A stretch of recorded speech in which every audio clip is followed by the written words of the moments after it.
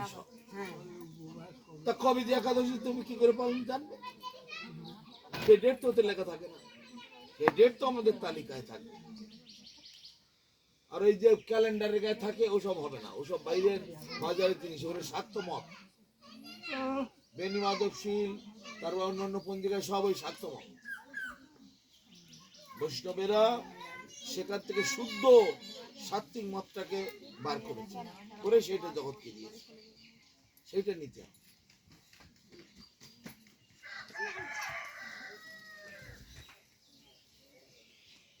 সেই জন্য যারা ধীরে ধীরে ছেড়ে দিতে চাচ্ছ, সত্যিকারই যারা এই বৈষ্ণবীয় জীবন, সাধুর জীবন, ভক্তের জীবন, ভক্তির জীবন পালন করতে চাচ্ছ, তারা সেইভাবে এগিয়ে আসো।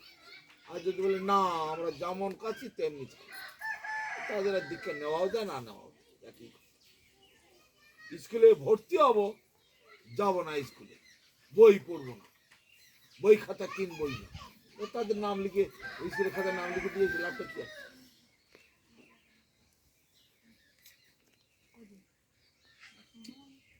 আস্তে আস্তে করবো, পালন করব, ভবিষ্যতে ছেড়ে দেবো, সেটা একটা আলাদা কথা। আস্তে আস্তে হ্যাঁ, ভক্তি মার্গে আসলে ও ছেড়ে যাবে, বুঝলি বৌমা? অসৎ রুচি যেগুলো, সেগুলো সব চলে যায়। অসৎ রুচি বলা হয়। রুচি দুই রকম, একটা সৎ বিষয়ে রুচি আর একটা অসৎ বিষয়ে রুচি। বুঝতে পারছো?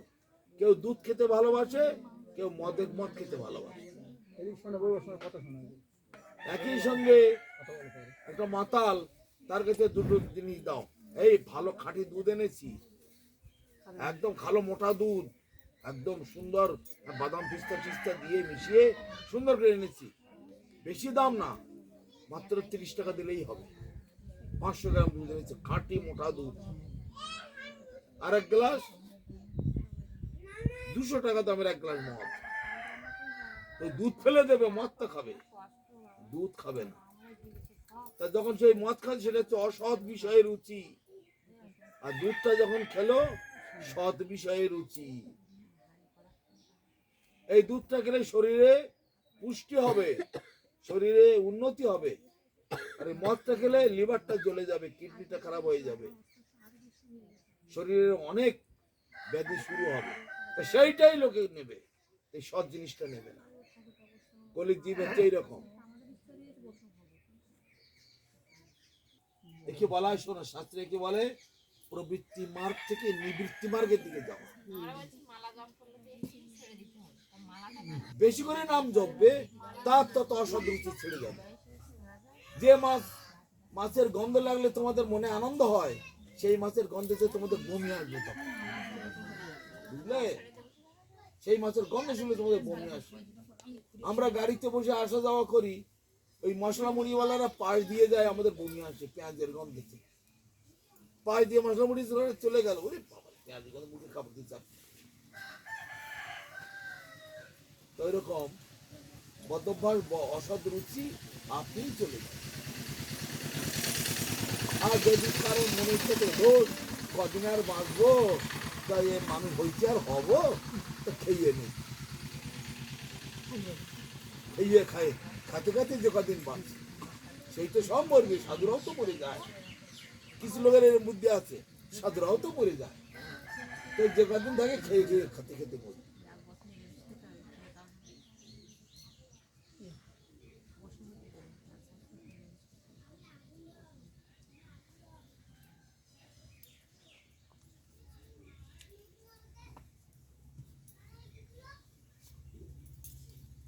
অতএব তোমাদেরকে একটু সংযত হতেই হবে, র্যান্ডাম ওইরকম জীবনযাপন চলে না, ওটা অসৎ, এতে সমাজ নষ্ট হয়ে যায়। তোমাদের মা বাবারা যদি ছোটবেলা থেকে তোমাদের নিরামিষ খাওয়া শেখাতো, তোমাদের এখন অসুবিধা হতো না। ওই বৃন্দাবনের দিকে ছেলে পেয়েরা পেঁয়াজ দেখলে মতো নাকে কাপড় দেয়, মাছ মাংস তো দূরের কথা, পেঁয়াজ রসুন দেখলে নাকে কাপড় দেয়। তারপরে দেখো তোমাদের এখানে একটা রুগী ডাক্তারের কাছে গেলে ডাক্তার কি বলে, ছোট মাছের ঝোল খেতে দাও, জ্যান্ত মাছের ঝোল দাও, হাফ সেদ্ধ ডিম দাও, কচি মুরগির ঝোল দাও, এই তো বলে। সেই রুগীটা নিয়ে বৃন্দাবনে যাও, কোনোদিন এগুলো খেতে বলবে না। ফল খাও, সবজি সেদ্ধ করে খাও, একটু দুধ খাও, ছানা খাও, এর রামদেবের একটু আসন প্রাণায়াম করো। কই সে তো মাছ খেতে বলছে না, সেও ডাক্তার এও ডাক্তার। তা তোমাদের এই ডাক্তার এইসব ওই ভোগের জিনিস আর অসৎ জিনিসের মাথায় মধ্যে ঢুকে বসে আছে। আর ওখানকার ডাক্তাররা সেইভাবে তো শিক্ষিত। একই রুগী দুই জায়গায় নিয়ে দুই রকমের ডাক্তার চিকিৎসা করে। এখন তোমার বুদ্ধি দিয়ে তোমাকে কাজ করতে হবে, কোন দিকে যাবে? জন্মান্তরে এই নরকে পড়ে থাকবে, না একটু ভগবানের কাছে যাবে, নিজের বাড়ি ঘরে যাবে? একটা লোক দেখাতে পারে এই পৃথিবীতে যে সুখে আছে? বলো, আমাদের তো গরিব এলাকা। কোটিপতি লোকেদের কথা ভাবো, যারা পায়ে হাঁটে না, সবসময় গাড়িতে চলে, 3 কোটি 4 কোটি 5 কোটি 10 কোটি টাকার গাড়ি একটা শিশু গাড়িতে তারা চলাফেরা করে, তারাও এখন এই পথে এসে গেছে। পৃথিবীতে এমন কোনো মানুষ দেখাতে পারবে না যে মানুষটা সুখে আছে। এই ভোগের দ্বারা কখনো সুখ আসে না। সবাই সুখ চায়, সবাই সুখ চায়, কিন্তু সুখটা কোথায় আছে সেটা জানতে হবে। তুমি যদি মিষ্টি কিনতে যাও, সবজির দোকানে গিয়ে যদি বলে এই 100 টাকার রসগোল্লা দাও তো, দেব সবজির দোকান দিতে পারে? কাপড় কিনতে যাবে, মুদিখানার দোকান গিয়ে বলছো আর একখানা শাড়ি আর একটা ধুতি দেখাও দেখি, মুদিখানার দোকান দেবে? দিতে পারবে? কাপড় কিনতে গেলে কাপড়ের দোকানে যেতে হয়, মিষ্টি কিনতে গেলে মিষ্টির দোকানে যেতে হয়, তেল ঝাল নুন কিনতে গেলে মুদির দোকানে যেতে হয়। তেমনি সবাই সুখ চাইছো, সুখ চাইতে গেলে সুখের দোকানে যেতে হয়। এই ভগবানের পথে আসা মানে সুখের দোকান। সুখের দোকানের এই সুখের জিনিসের যা দাম, সেই জিনিস দাম তোমার তো দিতেই হবে। অতএব তোমাদের পূর্ব অভ্যাস এইগুলো আমাদের নিয়ম নয়, এটা অনিয়ম, অসৎ নিয়ম। শাস্ত্রেও বলছে পশুতে পশুর মাংস খায়। সমুদ্রের মাছগুলো কি খায়? বড় মাছগুলো ছোট মাছগুলোকে ধরে ধরে খায়। জঙ্গলে বাঘ সিংহগুলো কি খায়? ঘাস খাওয়া জন্তুগুলো ধরে ধরে খায়। হরিণ খেলো, শুয়োর খেলো, তারপরে ওই জাতীয় যা আছে, গ্রামে ঢুকলে মানুষ খেলো, ছাগল খেলো, মুরগি খেলো, এইসব খেলো। ওই আমিষ দ্রব্যগুলো কাদের খাদ্য? ভূত প্রেতের খাদ্য বলা হয়। ভূত প্রেতরা ওইসব জায়গায় থাকে, এই জন্য ভাগাড়ে ওসব ভূতের জায়গা বলা হয়। ভাগাড় যেখানে মরা ফেলে। ভূত প্রেতরা কি খায়? পচা নাড়ি ভুঁড়ি, পচা গলা মাংস, মলমূত্র, কফ, থুতু, হাড়ের রস, এইসব খায় ভূত প্রেতরা। সেই জন্য ভাগাড়ে যেতে গেলে ওকে ভয় পায়, ও ভূত প্রেতের আড্ডা ওখানে। কিন্তু সত্যিকারে ভক্ত হলে হরিনাম করতে করতে তখন শ্মশানের ধার থেকে ভাগাড়ে তাকিয়ে যেতে পারে। হরিনাম যার করতে পারবে, ভূত প্রেত দূরের কথা, সাপ ব্যাগ ইঁদুর বাঁদর বাঘ ভাল্লুক কেউ তার কাছে আসতে পারে। মহাপ্রভু যখন ঝাড়খণ্ডে গেলেন, ওই বৃন্দাবনে গেলেন, ঝাড়খণ্ডের জঙ্গলের ভিতর থেকে এমন হরিনাম করতে লাগলেন, বাঘ সিংহ তারাও কাঁপতে লাগলো, তারাও দু হাত তুলে দুটো করে পা তুলে হরিনাম করতে লাগলো। হরিনামের এত শক্তি। এখানে পাড়া গায়ে নাম যজ্ঞ হয়, খুব দম্ভ করে, এই আমি নাম যজ্ঞ দিচ্ছি, কিন্তু নিজে মুখে একবারও নাম করবে না। ভাড়া করা দল ওরাই কীর্তন করবে, আর পড়ে পড়ে মাতবরি করে বেড়ায়, নিজে নাম মুখে কিন্তু একবারও জপ করবে না। তোমার হয়েছে রোগ, ওষুধ লোককে খাওয়াবে, ওষুধ নিজে খাবে না, তার রোগ সারে? দেখি তো, বাহ, কাপড় বেঁধে ভালো জামা কাপড় কাঁধে মুস্তানি করে বেড়াচ্ছে, কি হচ্ছে? আমি নাম যজ্ঞ দিলাম।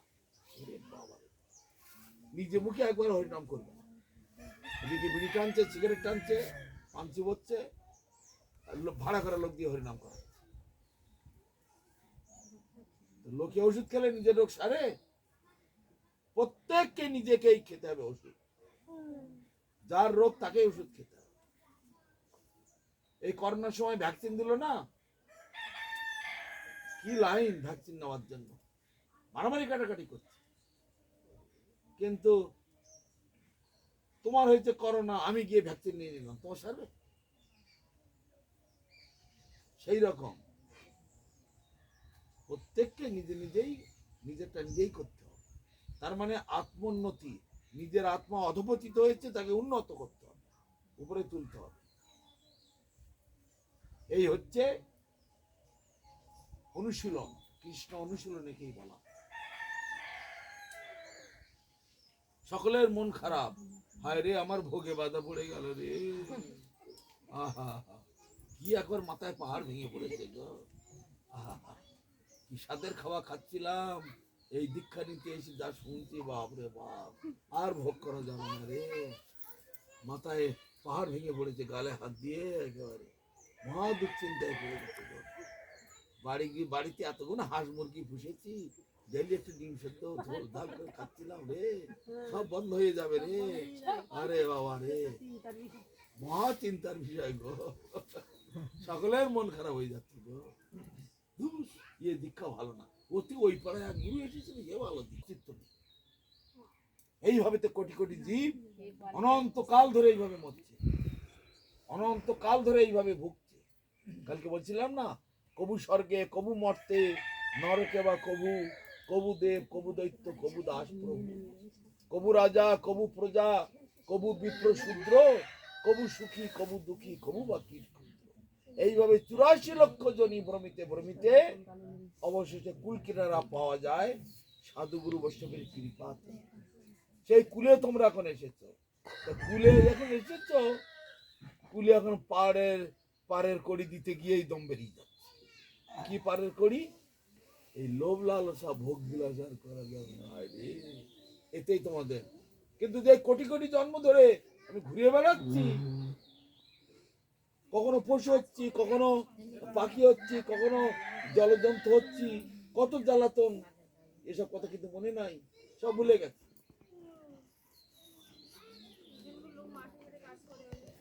কাজ করে না কে? কাজ দেখাচ্ছে আমাকে। আমাদের মঠে আসো দেখি, আমাদের সঙ্গে 2 দিনের বেশি 3 দিন টিকতে পারে না। ভোর 3টে উঠে চান করি আমরা, আর সেই 4টে থেকে আরতি, পরিক্রমা, ঠাকুরের জন্য বাজার করা, ভিক্ষা করে আনা, কোটা কাটা, রান্না করা, ওদিকে গরু আছে, গরুকে খাবার দেওয়া, নালা নর্দমা সব পরিষ্কার করা, মঠের ভিতরে সমস্ত বাগানে কাজ করা। রাত্রি 10টার আগে বিছানায় যেতে পারবে না, রাস্তায় ভিক্ষে করে খাবে, তবু মঠে আসবে না। কেন? বাপরে বাপ, মঠ মন্দিরের ঠেলা। মাঠে ঘাটে কাজ করে কাজ দেখা, মাঠ আমাদের নেই? আমাদের মাঠে তো 500 বিঘে জমি আছে, আমরা তো সেখানে চাষ করে খাই। চলো দেখি, 2 দিনও টিকবে না, 3 দিনের দিন বলে বাপরে বাপ, দণ্ডবতের মঠ। কাজ দেখাচ্ছে আমাদের, আমাদের কাজ দেখাবে। কাজের কতটুকু বুঝো তোমরা?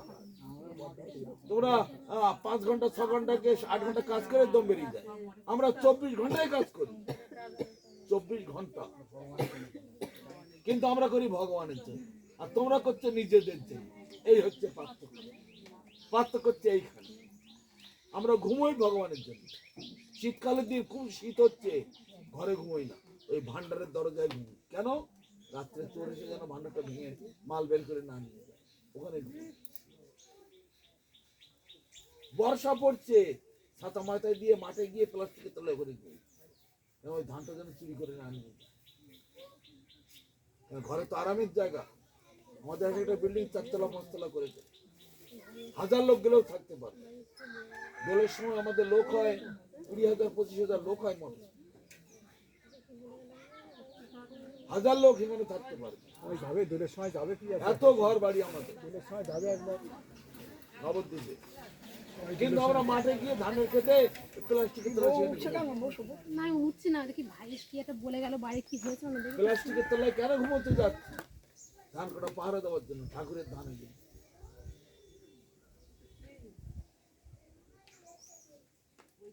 রোদে আমরাও খ্যাত কোপাই।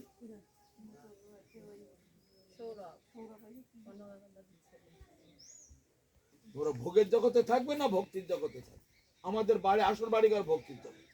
সেই জন্য বললাম এই জগতে একটা লোক দেখাও মৃত্যু, কার 30 বছরের মৃত্যু হাতে রেখায় দেখা আছে। যদি হরিনাম করে সেই সেই মৃত্যু রেখা পার হয়ে চলে যায়। কেন? কথা হচ্ছে কেন? মৃত্যুটা কার কাছে? যমের কাছে। যখন হরিনাম করবে যমরাজ হয়েছে তাকে প্রণাম করবে, মৃত্যু রেখা তার পার হয়ে যাবে, 80, 90, 100 সে থেকে যাবে। হরিনামের এত শক্তি। কৃষ্ণ ভক্তি আছে যার, সমস্ত দেবী দেবতা বন্ধু তার। সাপের ভয় করবে না, বাঘের ভয় করবে না, ও তোমারও বজ্রপাতও তার মতে হবে। বুঝলে? এগুলো বিশ্বাস করতে হবে। ভগবান যার কাছে থাকে লক্ষ লক্ষ শত্রু থাকলে তাই কিছু করতে পারে না। কুরু পাণ্ডবের যুদ্ধের সময় কি হলো? পঞ্চ পাণ্ডবরা কৃষ্ণের শরণ নিল, পঞ্চ পাণ্ডবরা। আর ওদিকে যুদ্ধ-ধনের 100 ভাই, সারা ভারতবর্ষের সমস্ত শক্তি ওদের কাছে। ভগবানের 11 কোটি নারায়ণী সেনা, এক একজন সেনা কৃষ্ণের মতো শক্তিশালী, কিন্তু কেউ কৃষ্ণ নয়। 11 কোটি নারায়ণী সেনা সব তারা নিয়ে নিল, কিন্তু পাণ্ডবেরা কিচ্ছু নিল, শুধু কৃষ্ণের পাদরে পড়ে থাকে। তারাই টিকে গেল অসময়ে। বুঝলে? ভক্তি রাস্তাটা এইরকম। যাদের দৃঢ় বিশ্বাস আছে, শ্রদ্ধা শব্দে বিশ্বাস কহে সুদৃঢ় নিশ্চয়, কৃষ্ণে ভক্তি কইলে সর্বকর্মকৃত হয়। ভগবানের ভক্তি করলে সবটাই সফল। এই দৃঢ় বিশ্বাস যার, সেই একমাত্র ভক্ত।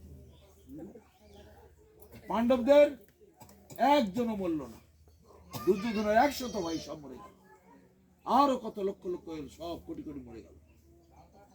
পাণ্ডবগুলো কেউ মরল না, তারা ভগবানকে ধরেছিল। এমনি এগুলো জানতে হবে, ভালো করে চিন্তা ভাবনা করো। আমি আর কালকে দিনটা আসছি, কাল আর পরশু 2 দিন থাকবো, কালকে দিন চলে যাবো। তোমরা ভালো করে বিচার ভাবনা করো। এই আমি কিন্তু মারতেও জানি, হ্যাঁ।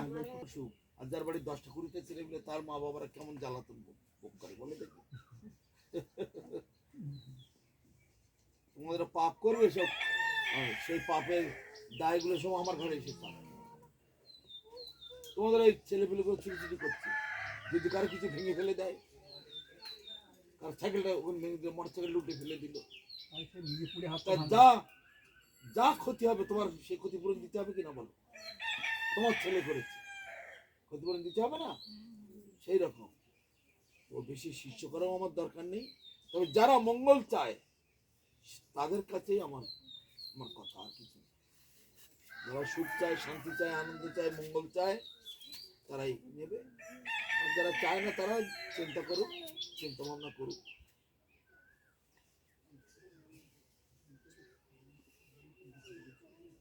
ঘরে গিয়ে হবে।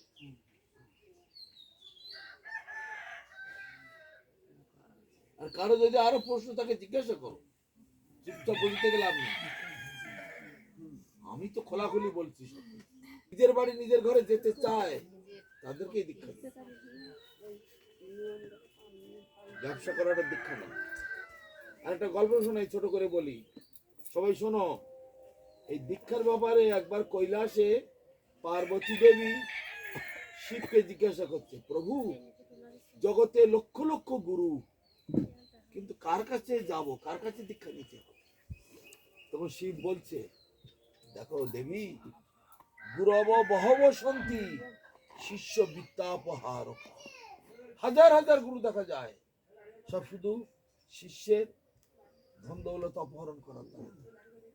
এই গ্রামে যদি 200 ঘর লোক দীক্ষা হয় কি 300 ঘর লোক দীক্ষা হয়, বছরান্তে একবার আসলাম, এই দক্ষিণা দাও, দক্ষিণা দাও, 200, 500, 1000, 2000 করে সব বাড়ি বাড়ি নিচে লাগলাম, বাস আমার 1 লাখ টাকা হয়ে গেল। আবার আর এক গ্রামে, সেখানেও 200 ঘর 250 ঘর শিষ্য আছে, সেখানেও এরকম কালেকশন করতে লাগলাম। যত কম দিক, 1 বছর পরে গুরুদেব এসেছে, 200 টাকা না দিলে কেমন হয়? তার গাড়ি ভাড়া টাড়া আছে, এই করে করে করে করে 200-500 সেখান থেকে বাড়ি বাড়ি দিতে লাগলো। করতে করতে সেখানেও এরকম 20-50 হাজার 1 লাখ 1.5 লাখ জমিয়ে নিল। আবার আর গ্রামে আবার আর এই করে করে ব্যবসা করে খায়, এরকম হাজার হাজার লোক আছে। তখন পার্বতী দেবী বলছে, তাই নাকি? তাহলে এদের কাছে দীক্ষা নিলে তাহলে তো আমাদের নরক গতি হবে। শিব তখন তো অবশ্যই। তারপরে বলছে, পরের লাইনে বলছে, কিন্তু দুর্লভ সদ্গুরুর দেবী শিষ্য সন্তাপ হারক। সন্তাপ মানে কি? ত্রিতাপ জ্বালায় এখানে লোক ভুগছে। কি কি ত্রিতাপ জ্বালা? আদি দৈবিক, আদি ভৌতিক আর আধ্যাত্মিক। আদি দৈবিক কি? দেবতাদের মাধ্যমে যে জ্বালা, যেমন অতি গরম, অতি বৃষ্টি, ঝড়। ঝড় কে দিচ্ছে? পবনদেব। বজ্রপাত কি হচ্ছে? কে দিচ্ছে? ইন্দ্রদেব। গরম কে দিচ্ছে? অগ্নিদেব। ভূমিকম্প কে দিচ্ছে? পৃথিবী দেবী। ভূমিকম্প হচ্ছে, ওই তো থাইল্যান্ডে ভূমিকম্প হলো, কত লক্ষ লোক মরে গেল। হাজার হাজার কোটি টাকার থেকে সম্পত্তি সারা শহর সব শেষ হয়ে গেছে। বড় বড় বিল্ডিং সব ভেঙে শেষ হয়ে গেছে। লক্ষ লক্ষ মানুষ মরে গেছে। তাহলে এগুলো হচ্ছে প্রাকৃতিক বিপর্যয়। সব দেবদেবীদের কাছে এগুলোর দায়িত্ব। তাহলে একে বলে আদি দৈবিক। আর আদি ভৌতিক মানে জীবের মাধ্যমে যেসব দুঃখ কষ্ট। এই সাপে কামড়াচ্ছে, কুকুরে কামড়াচ্ছে, বাঘে ধরছে, জলে নামলে হাঙর কুমিরে ধরে, মশা খাচ্ছে, মানুষকে ছুরি মেরে দিচ্ছে, গুলি মারছে। এই গল্প করছে কেন? আমি আড্ডা দেওয়ার জন্য বসেছি নাকি? আদি দৈবিক মানে দেবতাদের মাধ্যমে যে দুঃখ কষ্ট। এখন অতি গরম, অগ্নিদেব রেগে গেছে, তাই গরম দিচ্ছে তোমাদের। বাতাস নেই, কেন? পবনদেব রেগে আছে। কেন রেগে আছে? হরিনাম করে না, হরিভজন করে না, তাই তাদের এত রাগ। আহলা সুনামি কেরা দিচ্ছে? ওই ভূদেবী, পৃথিবী দেবী। বজ্রপাত কে দিচ্ছে? ইন্দ্রদেব। কেন? ভগবানের কাছে ভালো রিপোর্ট দিতে পারছে না। এখানে ভালো মানুষ নেই, সব অন্য জীবকে হত্যা করে খায়, খাই করে মরছে। এরা তোমার নাম করে না প্রভু, আমি ভালো রিপোর্ট দিতে পারছি না। ভগবান বলে, তাহলে ঠিক আছে, ভালো করে ওদের শাস্তি দাও। আয়লা সুনামি, ভূমিকম্প, সাইক্লোন, অতি গরম, অতি বৃষ্টি, অতি শীত, এরকম সব হচ্ছে, সব মানুষের দোষে। এদের দেবদেবীদের দ্বারা নিয়ন্ত্রিত। তোমরা শাস্ত্র পড়ো না, তাই শাস্ত্রের কথাগুলো বলে দিচ্ছি। যদি আমার কথা সন্দেহ থাকে, শাস্ত্র খুলে দেখতে পারো। এই দেশ ভিতরে যুদ্ধ হচ্ছে কেন? কৃষ্ণ ভক্তি করে না বলেই। ওই রাশিয়া ইউক্রেনের যুদ্ধ হচ্ছে, কত লক্ষ লোক মরে গেল। ওদিকে ফিলিস্তিন আর ওদিকে ইসরায়েল যুদ্ধ হচ্ছে, কত লোক যে মারা গেল তার ঠিক নেই। একটা বোম পড়ছে, 600 লোক মরে যাচ্ছে। কেন? যুদ্ধ বিগ্রহ। মানুষ হরিভজন করে না, হরিনাম করে না।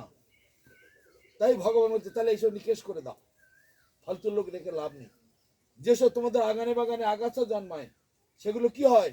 আগাছা জন্মালে দাও, ঘাস মারা বীজ দাও, তো সব মরে দাও, মেরে দাও এগুলো।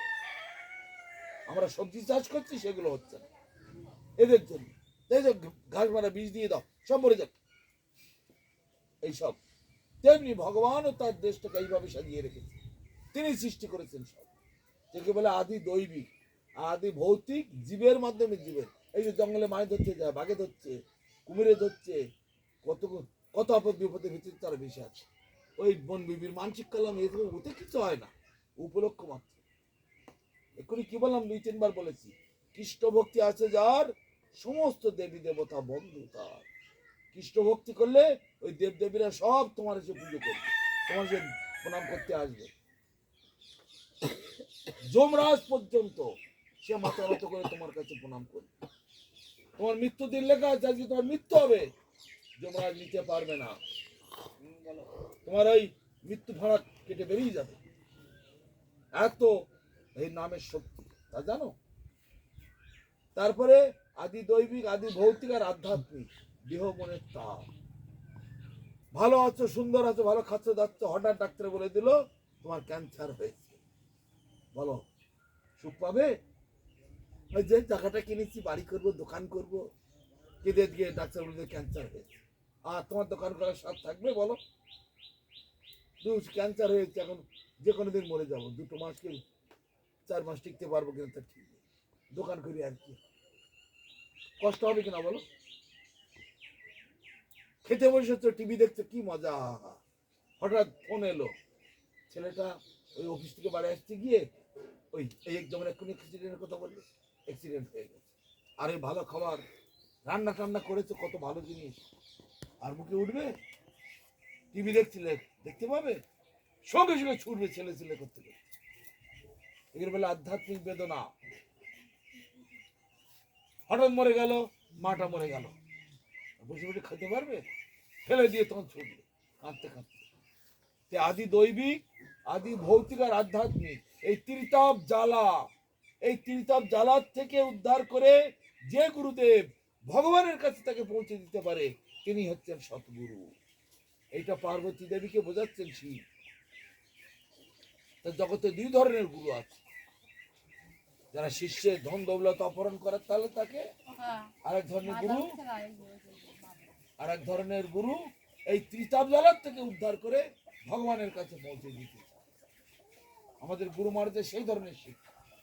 সেজন্য আমরা জগতের ওই ব্যবসাদের লোকের দিকে তাকাই না, ওদের নিয়মে আমরা চলতে পারি না।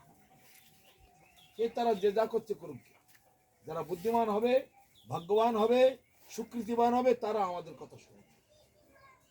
না পারে করুক, সস্তায় বহু জিনিস পাওয়া যায়। এদিকে তোমার এই 500 টাকা কিলো মাছও পাওয়া যায়, আবার এদিকে 20 টাকা কিলো মাছও পাওয়া যায়। যেমন 20 টাকার মাছ তেমনি তেমনি মাছ হবে।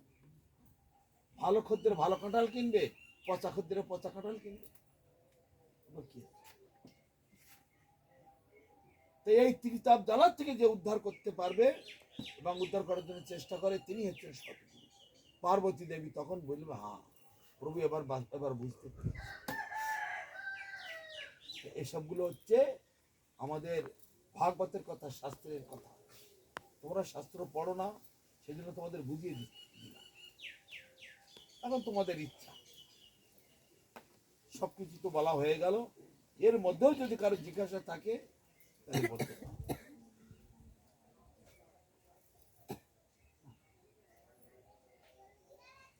এগুলো আপনার বলা উচিত, সকলকে বোঝানো উচিত। শুধু কেবল ফোন করে করে ডাকেন, আমার কত জায়গায় কত ডাক, সেগুলো বাদ দিয়ে। পরুপাতকে একদিন জিজ্ঞেস করেছে পর উপকার কি জিনিস, তখন পরুপাত বলছেন জীবের বিপরীত রুচিকে পরিবর্তন করার নাম পর উপকার। কি বুঝলে? মাথায় ঢুকলো কিছু? কি ঢুকেছে বলুন দেখি? হ্যাঁ, কোন রুচিকে? বিপরীত রুচি। বিপরীত রুচি মানে না, বিপরীত রুচিটা কি জিনিস? আমরা হচ্ছে মানুষ, এক্ষুনি কি বললাম, জীব নিত্য কৃষ্ণ দাস। আমরা হলাম কৃষ্ণের দাস।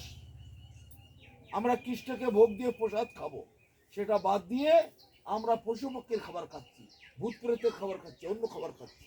মানুষ হয়ে মানুষের কাজ করছি না। এটা আমাদের বিপরীত রুচি। আমাদের রুচি হচ্ছে ভগবানের সঙ্গে আমাদের সম্পর্ক করা। ভগবান হচ্ছে আমাদের প্রভু, আমরা হলাম দাস।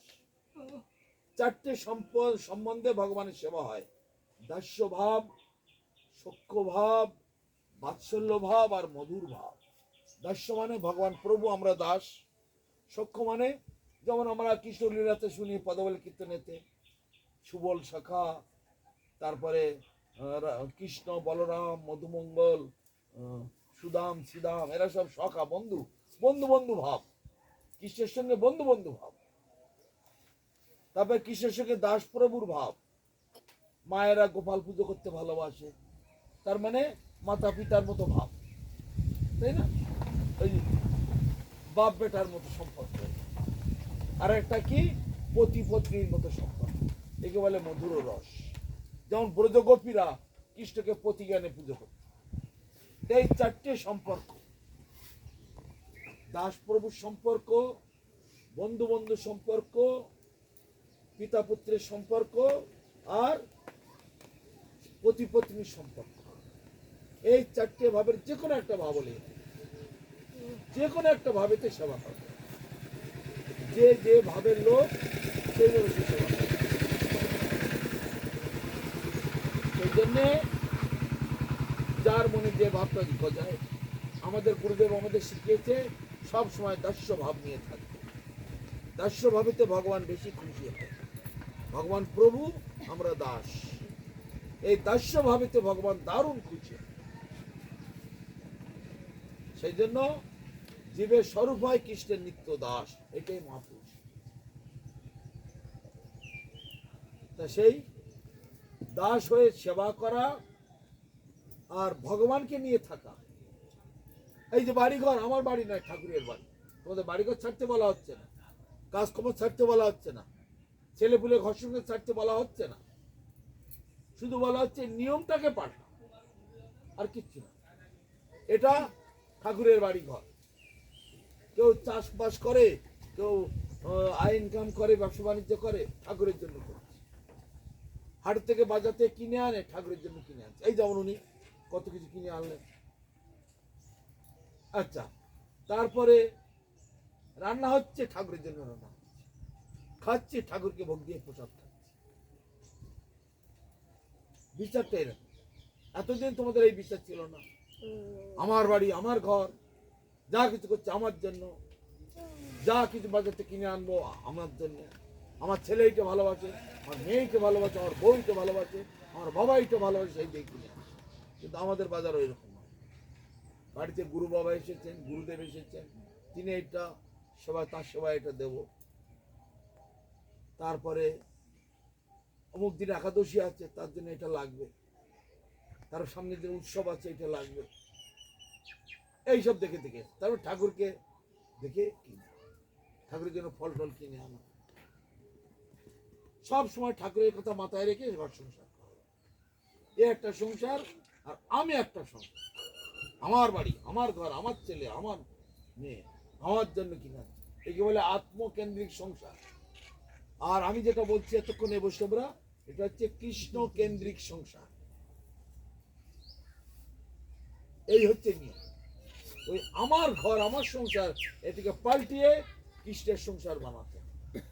তাই মহাপ্রভু এক কথায় বলে দিলেন, কৃষ্ণের সংসার করো, ছাড়ি অনাচার, জীবে দয়া নামে রুচি, সর্বধর্ম সার। জীবকে দয়া করছো। বললাম না, তোমার গায়ে একটা কাঁটা পড়লে তোমার মাথা পড়তো, ওরে বাপরে বাপ। কিন্তু অন্য জীবকে যে তুমি কাটছো, হত্যা করছো, তার কত কষ্ট হচ্ছে, এটা তো তোমাকে ভাবতে হবে। নিজের গায়ে যেমন ব্যথা লাগে, তার গায়ে ব্যথা লাগে। তোমার মধ্যে আত্মা আছে, তার মধ্যেও আত্মা আছে। তোমার মধ্যে ভগবান আছে, তার মধ্যেও ভগবান আছে। সে তোমাকে ছেড়ে দেবে না। ওদিকে যমরাজার সেক্রেটারি চিত্রগুপ্ত, সে কাগজে লিখে লিখে রাখে, প্রতি ঘন্টা মিনিট তুমি হেঁটে যাচ্ছ, কটা পিঁপড়ে মেরেছ, সেও হিসেব করে লিখে রাখছে। কটা পোকা মেরেছ, রান্না করছো, ওর মধ্যে কাঠের সঙ্গে কতগুলো পোকা জ্বালিয়ে পুড়িয়ে ফেললে, সেও ওখানে লেখা হচ্ছে। কতগুলো ভাতের অন্ন করেছো, ভাতগুলো এক একটা জীবন, সব ওখানে লেখা হচ্ছে। কতগুলো ডাল রান্না করেছো, সব ডালের নামে একটা করে পাবো লেখা হচ্ছে। কত সবজি কেটেছো, হত্যা করেছো, সেও লেখা হচ্ছে। রেহাই পাবে না। 16 আনা হিসাব,